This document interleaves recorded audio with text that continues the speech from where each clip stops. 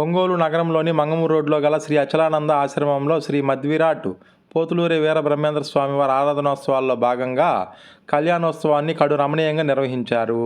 ఈ సందర్భంగా నిర్వాహకులు ప్రాంగణంలో చూడచక్కని కళ్యాణ వేదికను ఏర్పాటు చేసి వేదికపై స్వామి అమ్మవార్లను వేంచేయింపచేశారు. ఆపై వందలాదిగా తరలివచ్చిన భక్తజన సందోహం నడుమ గోవిందమాంబ సమేత వీరబ్రహ్మేంద్ర స్వామివారి కళ్యాణాన్ని ఆద్యంతం వేడుకగా జరిపించారు. అనంతరం అశేషంగా తరలివచ్చిన భక్తులకు అన్నప్రసాద వితరణ కార్యక్రమాన్ని చేపట్టారు. ఈ కార్యక్రమం సందర్భంగా ఆలయ నిర్వాహకులు శ్రీ పరిపూర్ణ సిద్ధానంద స్వామి ఆధ్వర్యంలో ఏర్పాట్లను చేసి భక్తులకు ఎటువంటి ఇబ్బంది కలగకుండా చూసి అనంతరం అన్నప్రసాదాన్ని అందజేశారు. మంగళగౌరి పూజ చేశారు. వధూవరులిద్దరికీ కూడా ప్రాజాపత్య విధిన జరుపబడే కొన్ని ప్రధానమైనటువంటి కొన్ని అంశాలను ఒకసారి స్ఫురణకి చేస్తాను, అందరూ జ్ఞాపకం చేసుకోండి. వివాహాలలో ఇప్పుడు జరుగుతూ ఉండేటటువంటి వివాహాలన్నీ నిజమైనటువంటి వివాహాలు కావు. ఇప్పుడు కళ్యాణ మండపాల్లో మనకు చేసే పెళ్లిళ్ళంతా కూడా ఊరికి, ఎందుకంటే ఇప్పుడు జరుగుతూ ఉండేటటువంటి వివాహాలన్నీ పురోహితులు చేసేటప్పుడైనా హారతించేటప్పుడైనా అక్కడ కెమెరామెన్ నుండి నన్ను చూడమంటాడు, ఆయన చూడాలి. వీళ్ళందరూ ఆయన మంత్రం చదివేటప్పుడు పెళ్లి కొడుకుని పెళ్లి కూతురిని నన్ను చూడమంటాడు, ఆయన చూడాలి. ఎందుకంటే ఫోటో సరిగ్గా రాకపోతే తిడతారుగా ఆయన్ని, అందువల్ల ఆయన తిట్టాలి. పురోహితుడు అక్కడ కూర్చొని సమయం అయిపోతుంది తొందరగా రండి, ముహూర్తం గుర్తుగా ఉంటే ముహూర్తం టైం అయిపోతుంటుంది, ఈయన కొట్టుకుంటుంటాడు తొందరగా రండి తీసుకురండి. ముహూర్తం గురించి పట్టించుకునేవాడు ఒక్కడున్నాడు. పిలుస్తూ ఉంటే ఆ పెళ్లి చెప్పులు వేసుకుని తిరుగుతుంటారు. తర్వాత తెరచల్లా గట్ట తీసుకురాలంటే చీర మామూలుగా ప్రత్యేకంగా పిలుస్తారు, నేను సరిగ్గా కట్టలేదు అనుకుంటుందేమోనని ఆ గట్టేది గంట సేపు పడుతుంది చీర. ఆ గంట సేపు ఆ వేదిక మీదకి వచ్చి కూర్చున్న తర్వాత ఆయన ఏదో మంత్రాలను ఎక్కడొట్టా టయానికన్నా ముహూర్తం చేసి ఏదో ఒకటి చేద్దామని బాగుండదని వాడికి ఇస్తాడు, ఫ్రెండ్కి కాదు. వాడు భోజనానికి వస్తాడు, పెళ్లి పంచి వాళ్ళు వేస్తే వాడు కూర్చోడానికి. చెప్పులు వేసుకొని భోజనం చేస్తారు. వడ్డించే వాళ్ళు కూడా చెప్పులు వేసుకొని తింటారు. వడ్డించే వాళ్ళు చెప్పులు వేసుకొని వడ్డించడమే అది మొట్టమొదటి దరిద్రం. రెండో దరిద్రం ఏంటయ్యా అంటే మంచం మీద కూర్చొని తింటాం. తర్వాత పెళ్లి కొడుకు పనికి మళ్ళీ గుంపు ఫ్రెండ్స్ కొంతమంది ఉంటారు, వాళ్ళు దిక్కుకి పెళ్లి కూతురికి అక్కడ ఉన్న పురోహితుడికి అందరికి కలిపి కొట్టేస్తారు. కొట్టకూడదన్న ఇంగిత జ్ఞానం కూడా లేనటువంటి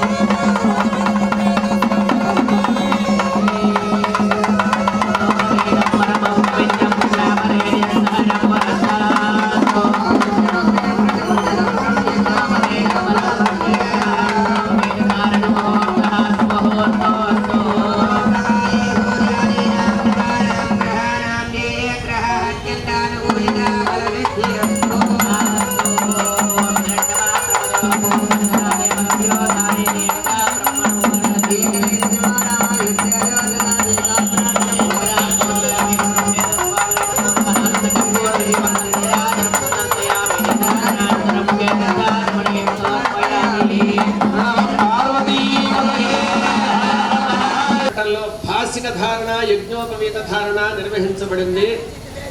వధూవరులిద్దరూ ప్రాజాపత్య విధిలో జరపబడేటటువంటి వివాహం చేసేదేమీ లేదు.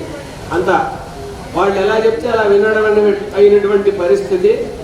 కాకపోతే అందరికీ ఆచరణయోగ్యమైనటువంటి యొక్క స్థితి ఉన్నది తెలుసు. ముహూర్తానికి ప్రాధాన్యత ఇచ్చి వివాహం జరిగితే ఆ దంపతుల యొక్క మైత్రి, సంతాన వృద్ధి, వంశము అన్ని అభివృద్ధి పదంలో ఉంటాయి. అలా కాకపోతే ఏదో ఒక అభ్యంతరాన్ని ఎదుర్కోవాలి. ఇప్పుడు మనం చూస్తూ ఉన్నాం కూడా సమాజంలో. అలాగే గోవిందమాంబ సమేత వీరబ్రహ్మేంద్ర స్వామి వారి యొక్క ఒక ఘట్టం ఉన్నది. కన్యాదాన సమయంలో కాళ్ళు కడిగి కన్యాదానం చేయాలి. ఆ కాళ్ళు కడుగుతూ ఉన్నారు కన్యాదాతలు. స్వామివారి యొక్క పాద ప్రక్షాళన చేసి కడుగుతూ ఉన్నారు. ఆ కాళ్ళు కడిగేటప్పుడు సహస్రనామ్నే వృషాయ శాశ్వతే సహస్రకోటీయుగధారిణే నమః. నమోస్త్వనంతాయ సహస్రమూర్తయే సహస్రపాదాబ్జే శిరోరవాహవే సహస్రనామ్నే పురుషాయ శాశ్వతే సహస్రకోటీయుగధారిణే నమః. పరాశక్తి, ఇచ్ఛాశక్తి, క్రియాశక్తి, జ్ఞానశక్తి, అభియాన పంచమహతలే భవస్తవర్మహత్యనస్తమస్తత్యమిత సప్తలోకానామఘో భాగే నారాయమాణ ఫణిరాజ రాజబింద గజాంబరేష దిలీపాద షోడశ మహారాజైర్నిషేవితే ముఖోత్మ విశ్వ బ్రాహ్మణ సన్నిధౌ భగవత్యా అస్మిన్ కళ్యాణ మండపే పరబ్రహ్మణానుయుక్తస్య శ్రేమత్వష్ట బ్రహ్మణః పరాగతే భరతవర్షే భరతఖండే మేరోర్ దక్షిణ దిగ్భాగే మమ జన్మ ప్రభృతి ఏతత్ క్షణ త్వక్కు చక్షు శ్రోత్ర జిహ్వ ఆఘ్రాణం వాక్ పాణి పాద బ్రాహ్మణేభ్యః శుభం భవతు.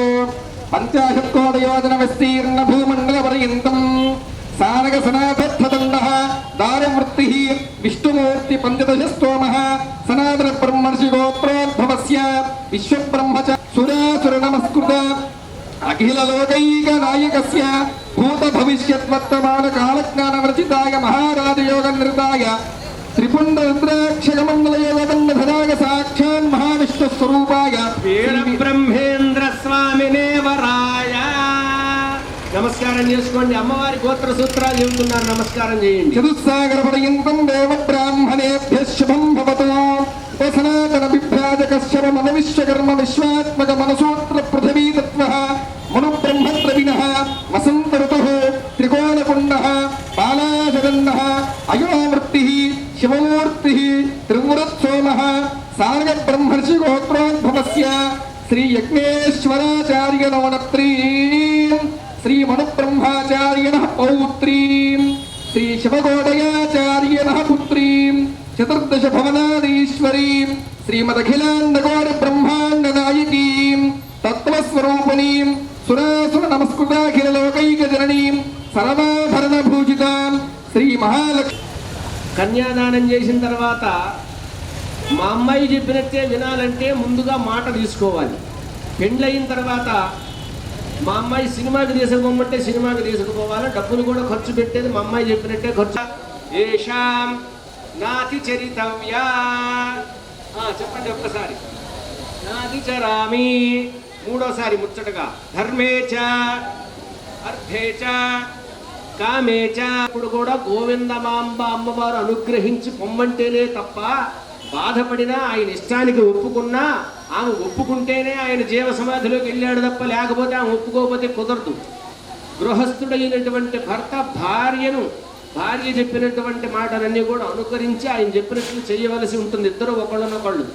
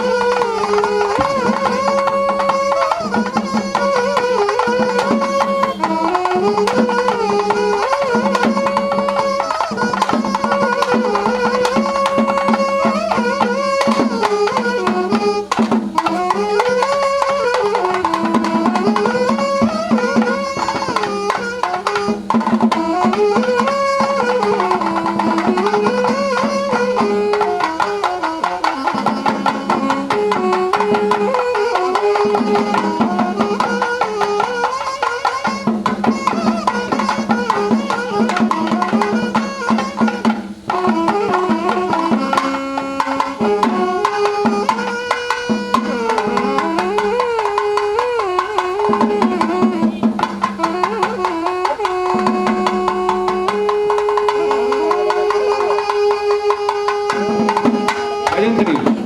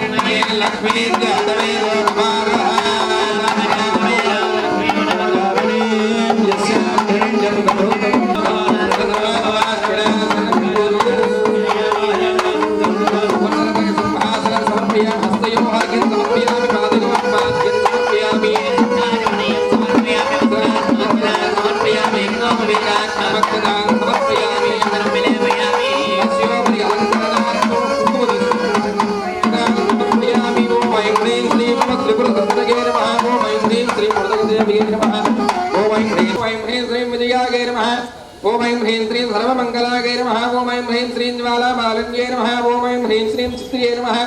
ओम ऐं ह्रीं श्रीं परमेश्वरे नमः। श्रीमत्सिंहासनेश्वर्यै नमः। जगत्निकुण्डसम्भूताय नमः। देवकार्य समुद्भयाय नमः। उद्यद्भानुसहस्राभागे नमः। रागस्वरूपमाजाभ्याय नमः। क्रोधाकाराय नमः। नोरूपेक्षुकोदण्डाय नमः। पंचतन्मात्रसाजगाय नमः। निजारुणप्रभापूरमज्जद्ब्रह्माण्ड मांगल्य गौरी देवताय नमः। कर्पूर दिव्य नीराजनं दर्शयामि।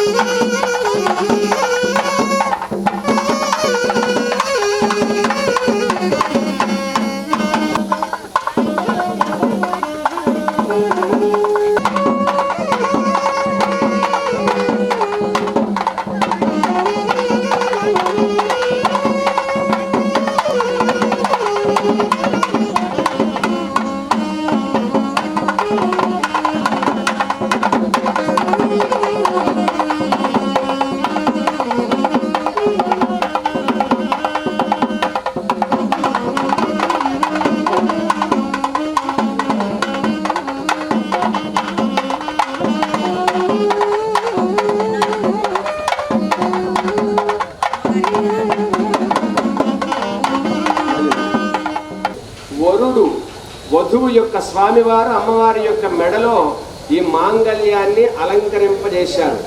కానీ పూర్వం రోజుల్లో ఒక నియమం ఉండేది. ఏంటంటే ఆ నియమం 2 మాంగళ్యాలు ఉండేవి. 2 మాంగళ్యాల్లో ఒకటి అమ్మాయి అబ్బాయికి, ఒకటి అబ్బాయి అమ్మాయికి కడుతుండేదట. సహజంగా జరుగుతుండేది. అయితే మామూలుగా వృత్తిరీత్యా నేను బయటికి వెళ్ళి ఎక్కడికి పెడితే అక్కడికి వెళ్ళవలసి వస్తుంది. బంధువులు నీ తరపు వాళ్ళు, నా తరపు వాళ్ళు అందరూ వస్తారు. నా తరపు వాళ్ళు వస్తే బయటికి నెట్టి, నీ తరపు వాళ్ళు వస్తే ప్రేమగా చూసి అటువంటి వాతావరణం తేడా లేకుండా ఉండేట్లుగా ఉండాలని నేను నా మెడలో కట్టేది కూడా నీ మెడలోనే కడుతున్నా, ఇద్దరిని సమానమైన దృష్టితో చూడమని ఒక ఆర్యోక్తిగా వచ్చింది. అందువలనే వధువు మెడలోనే 2 మాంగళ్యాలను స్వామివారు ధరింపజేశారు. సహజంగా వివాహంలో మాంగళ్య ధారణ ఎంతో ప్రాధాన్యతను సంతరించుకొని ఉన్నది.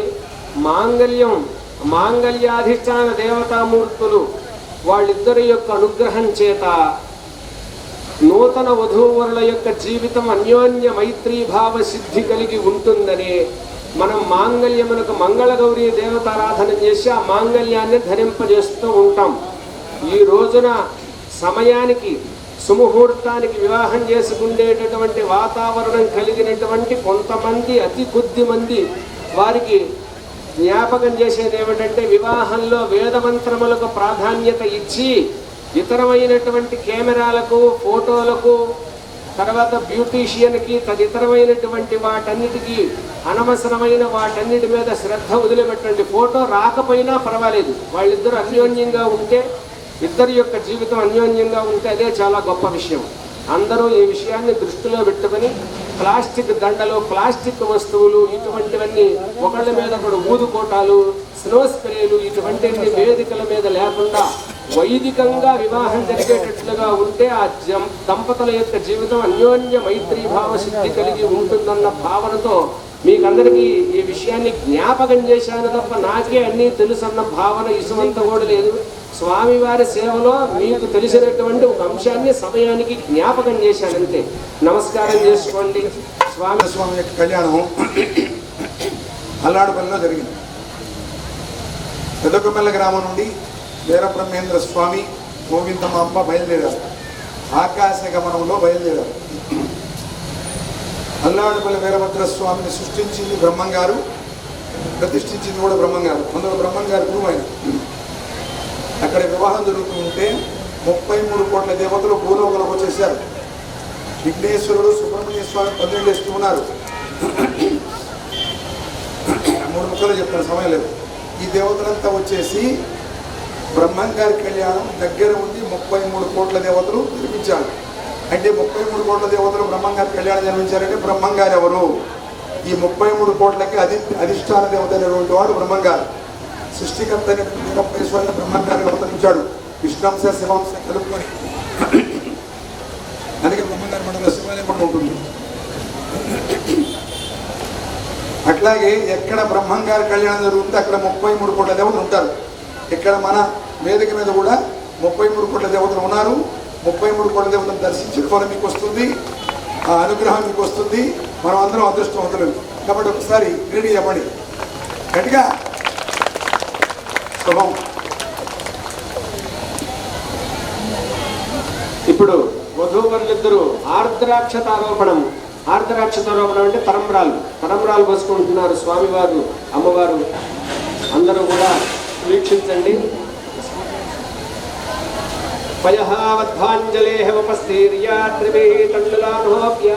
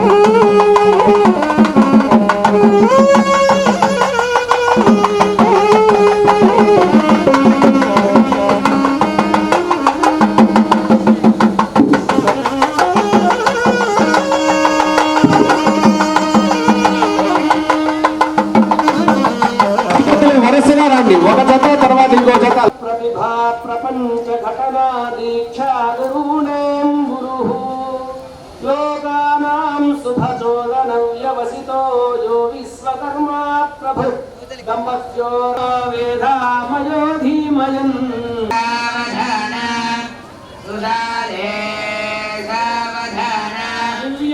ఘోరముఖాచ్చ సామవచసా ప్రాదుర్భవో భూన్మహాన్ రూపాణ్యా జగతో బహూని ఘటయన్ బ్రహ్మాకృతి స్వీకృతః యో వేత్తానిఖిల క్రియా.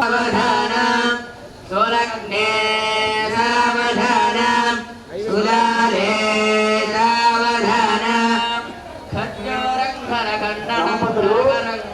తలంబ్రాలు పోసిన వాళ్ళు కొబ్బరి తీర్చు వాళ్ళకి నీళ్లు పట్టేదానికి ఒక బకెట్ ఇచ్చేసేది, స్టీల్ బకెట్ తీసుకురావాలి.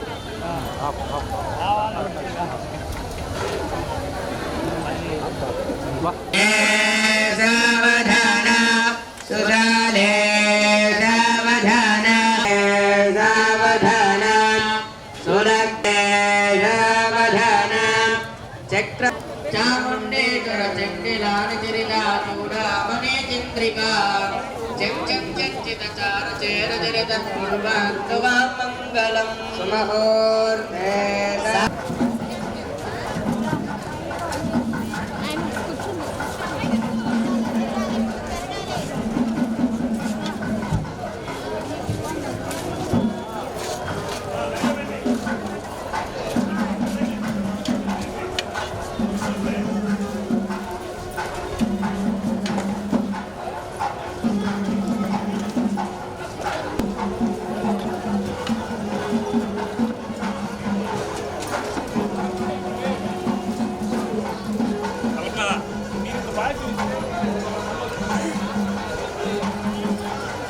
కొబ్బరికాయలు పెడితే కిందకి దిగండి, కొబ్బరికాయలు పెడితే కిందకి దిగండి. కిందకి వచ్చేసేయండి. అక్షతలో పూలు తీసుకోండి, కిందకి వచ్చేసేయండి. అక్షతలో పూలు తీసుకొని కిందకి వచ్చేసేయండి. నైవేద్యం పెట్టినాను. కొబ్బరి చెప్పలు తీసుకోండి త్వరగా.